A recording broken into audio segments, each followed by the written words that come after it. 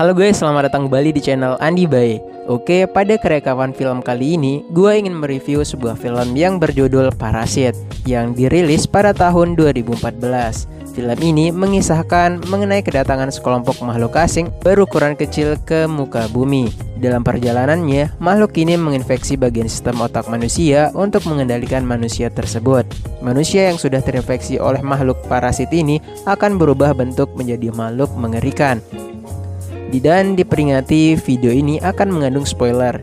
Untuk mempersingkat ceramah dari gua, ini dia Parasit 2014 pun dimulai.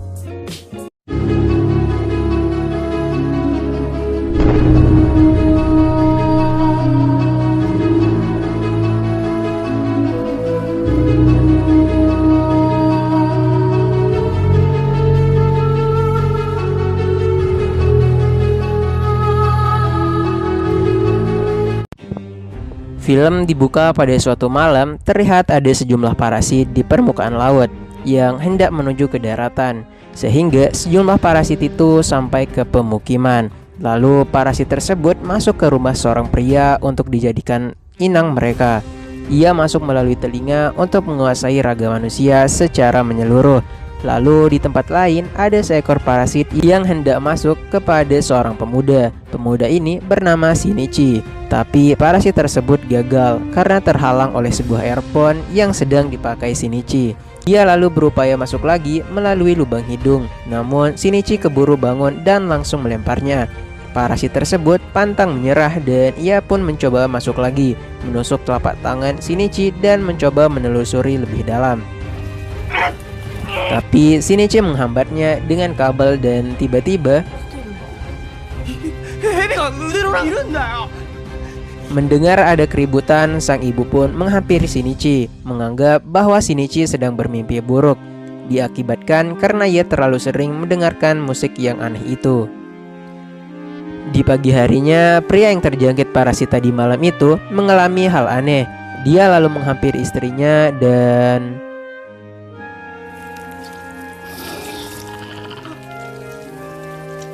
memakannya. Di tempat lain, Shinichi juga merasakan hal aneh saat sedang menuju ke sekolah bersama teman wanitanya yang bernama Satomi.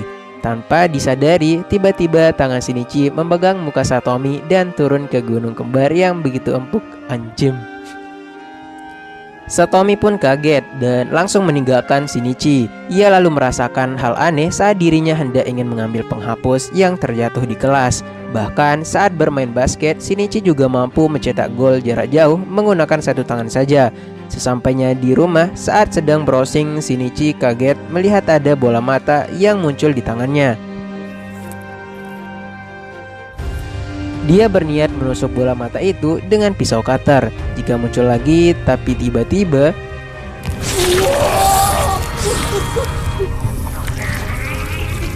Shinichi dikagetkan dengan perubahan tangannya yang menjadi makhluk aneh dengan mata mulut dan menyeramkan.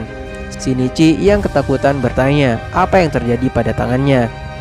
Monster ini bilang bahwa tangan kanannya sudah dia makan. Keesokan paginya, Shinichi terbangun dan melihat monster itu sedang browsing dan membaca buku-buku.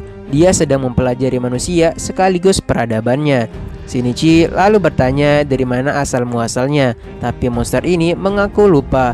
Yang dia ingat hanyalah kegagalan dirinya memakan otaknya Shinichi. Sekarang dia tak bisa lagi untuk melanjutkan misinya itu. Ia harus rela menjadi tangan kanannya Shinichi untuk selama-lamanya. Seiring berjalannya waktu dan akhirnya mereka sudah bisa saling menerima satu sama lain. Kayak pacaran aja, cok.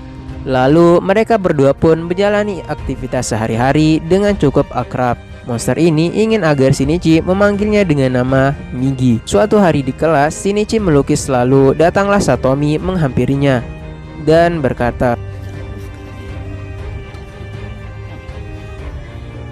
tentu saja Shinichi hanya bisa meminta maaf.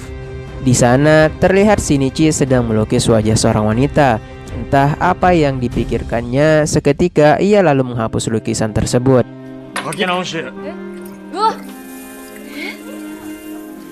Cerita di malam harinya, orang-orang yang terjangkit mulai melakukan aksinya, yaitu memakan otak para manusia.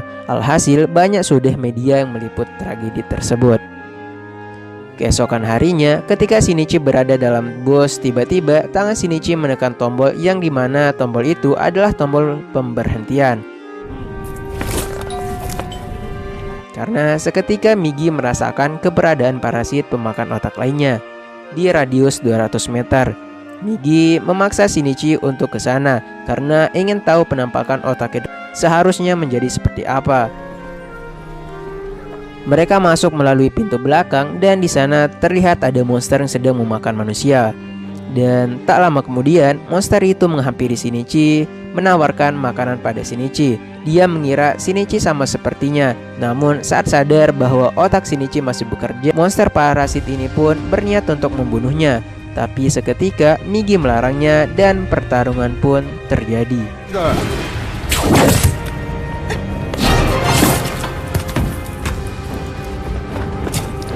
Alhasil, Migi memenangkan pertarungan itu dan berhasil membunuh monster tersebut. Usai membunuh, Shinichi pulang ke rumah bersama ibunya. Sang ibu menggandeng Shinichi dan terlihat ada bekas luka bakar di tangan Shinichi. Sang ibu bertanya atas sikap aneh Shinichi belakangan ini, tapi Shinichi terus mengelak dengan mengalihkan topik pembicaraan. Sesampainya di rumah, ia melihat berita di TV tentang banyaknya orang-orang yang tewas secara mengenaskan. Shinichi berniat melaporkan ke polisi tentang keberadaan parasit-parasit yang mengancam populasi manusia ini.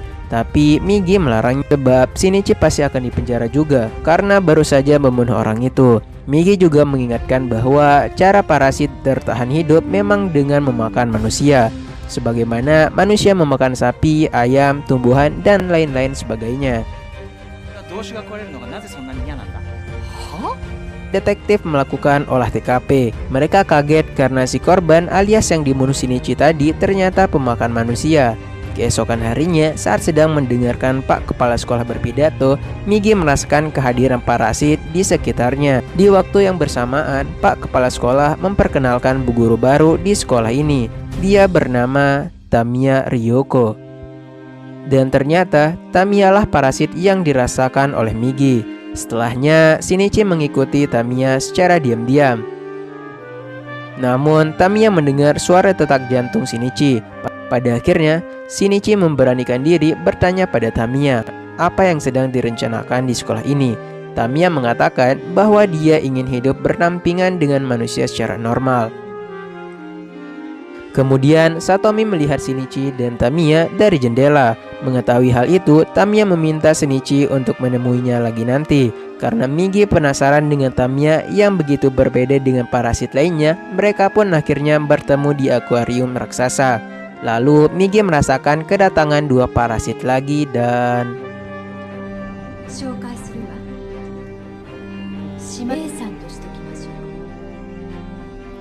Tamiya memperkenalkan Shinichi pada dua parasit. Mereka adalah Shimada Hideo, yaitu siswa SMA, dan Tuan A, petugas kepolisian.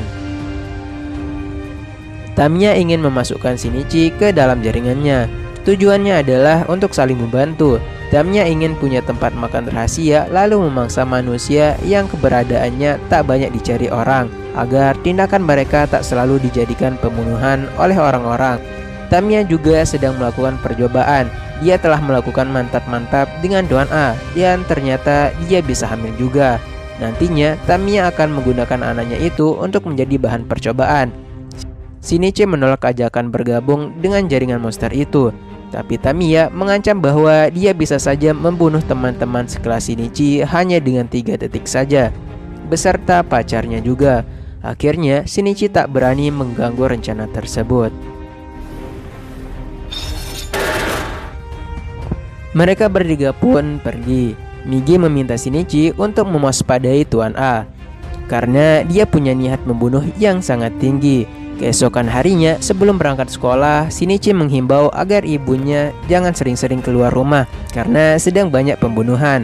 Saat hendak berangkat, sang ibu bertanya, "Kenapa Shinichi menjadi aneh belakangan ini? Apa yang disembunyikan?"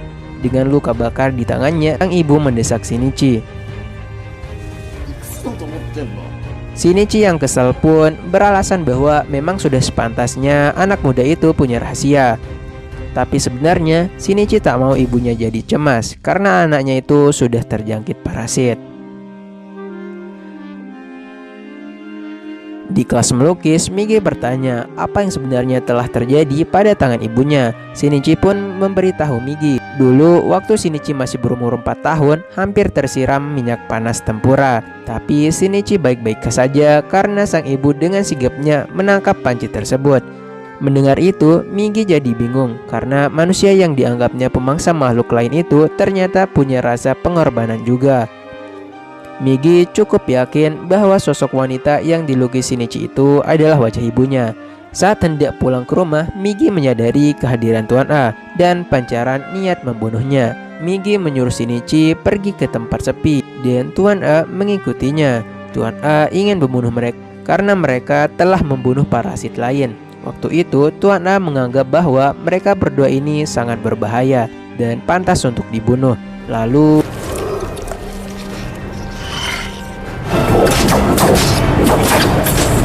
duel maut pun terjadi. Saat sedang bertarung, Migi terus mendesak Shinichi untuk bergegas sambil mengumpulkan keberanian. Lalu Shinichi menusuk Tuan A dengan besi runcing. Akibatnya Tuan A pun tewas.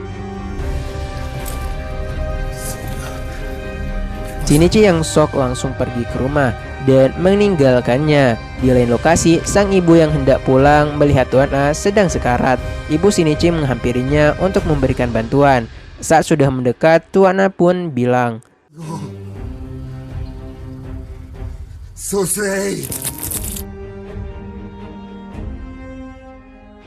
tiba Migi membangunkannya. Ia bilang jarak 150 meter ada parasit lain yang mendekat. Shinichi pun bergegas ke dapur untuk mengambil pisau. Shinichi mulai panik saat parasit itu membuka pintunya dengan kunci. Dan benar saja ternyata sang ibu dan raganya telah diambil oleh Tuan A. Migi mencoba memberitahu Shinichi bahwa itu bukan ibunya. Tapi Shinichi tetap yakin bahwa sosok yang dihadapannya itu adalah ibunya. Shinichi mulai meminta maaf karena ia tak menceritakan apa yang terjadi pada dirinya. Dia hanya ingin ibunya tak mencemaskannya. Sambil menangis, Shinichi meminta ibunya untuk berhenti bercanda. Pada akhirnya,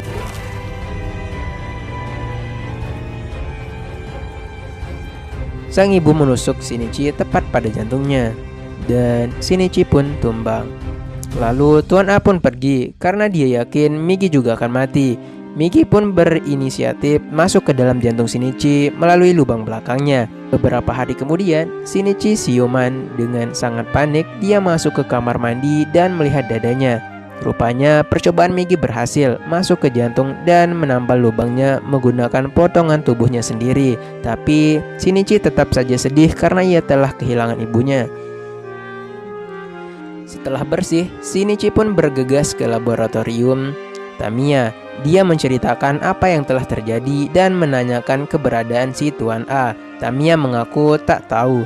Tamiya bilang kita akan bertemu lagi nanti sembari berlalu pergi. Sambil memandang lukisan ibunya, Shinichi pun bersumpah untuk membalaskan dendamnya.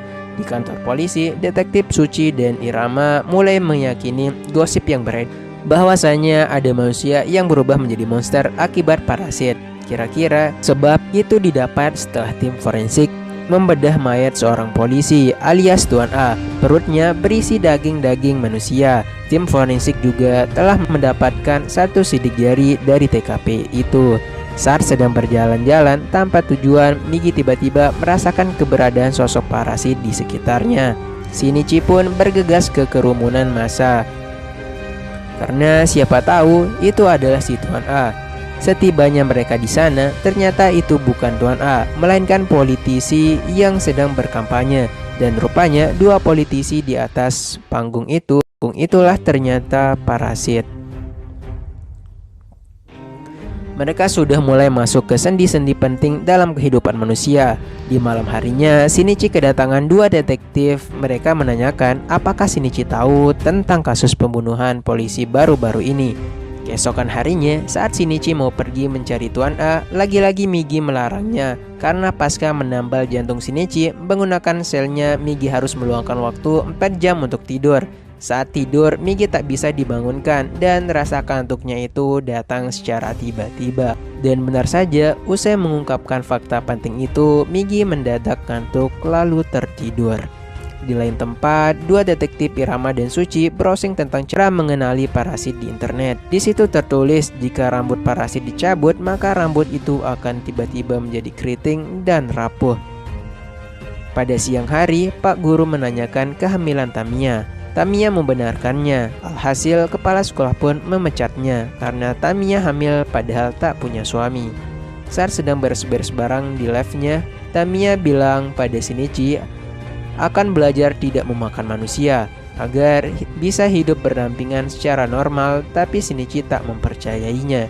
Tempat lain, setibanya Satomi di kelas lukis, dia agak terkejut melihat Shimada, si anak baru itu, dijadikan model oleh teman-temannya. Lalu teman Satomi mengubah pose dari Shimada sambil melihat-lihat. Ia iseng menjambut rambut Shimada dan tiba-tiba rambut Shimada menjadi keriting dan rapuh. Seisi kelas pun panik karena tahu bahwa itulah ciri-ciri dari parasit yang sedang viral itu. Sontak saja, Shimada langsung melakukan serangan kepada mereka semua. Di sisi lain, Shinichi mendengar suara teriakan teman-temannya itu.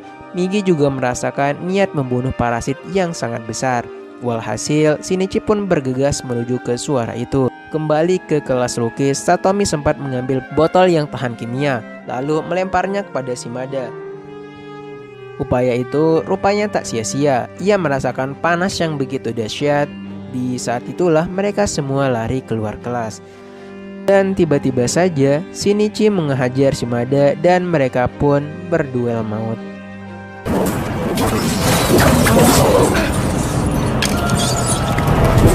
Tak lama kemudian, tiba-tiba saja Tamiya datang. Dia marah pada Shimada yang telah menampakkan wujud parasitnya di depan umum. Setelah ini, parasit pasti sudah tak dianggap gosip lagi dan akan diburu para polisi. Walhasil, Tami akan melemparkan bahan kimia peledak. Melihat itu, tentu saja Shinichi menggentong Satomi dan melompat keluar jendela. Satomi lalu dilarikan ke dalam ambulans. Migi memberitahu Shinichi bahwa Shimada masih ingin membunuh. Ternyata Shimada belum mati. Lalu Shinichi naik juga ke atas atap yang berbeda. Setibanya di atas, Migi berubah menjadi panah dan Shinichi pun langsung memanah Shimada yang jauh di sana. Walhasil, Shimada pun tewas. Setelah itu, Shinichi bertemu dengan Tamiya. Tamiya mengatakan dia ingin menghilang dulu sejenak sambil memberi alamat rumahnya si Tuan A. Keesokan harinya, Shinichi berangkat lagi ke rumahnya Tuan A. Dia bertemu dengan Tuan A yang langsung menggiringnya ke tempat sepi untuk bertarung. Tiba-tiba saja Migi merasakan ngantuk. Ia menyemangati Shinichi sebelum akhirnya mengubah wujudnya menjadi senjata tajam. Walhasil, Shinichi pun bertarung tanpa bantuan Migi. Tuan A yang kewalahan pun lalu berpura-pura jadi ibunya Shinichi. Lantas Shinichi pun langsung menghentikan serangannya dan tiba-tiba Tuan A kembali menyerang, tapi serangannya meleset karena ditepis oleh tangan kanannya sendiri. Dia juga heran akan hal itu, lalu Shinichi pun menebasnya. Shinichi mengaku ingin menangis tapi tak bisa. Ternyata jiwa-jiwa parasitnya sudah mulai tumbuh. Film diakhiri dengan beberapa adegan yang artinya mau menuju pada konsep baru. Mulai dari terpilihnya parasit sebagai wali kota, lalu dipanggil detektif Irama dan Suci ke markas besar. Kemudian munculnya tokoh antagonis baru dan terakhir adalah adegan Shinichi yang difoto sosok misterius saat menjenguk Satomi. Segitu dulu film dari gua. Kalau kalian menganggap film ini seru, jangan lupa komen di bawah dan kita lanjut part 2-nya. Oke, gua Andi, sampai jumpa.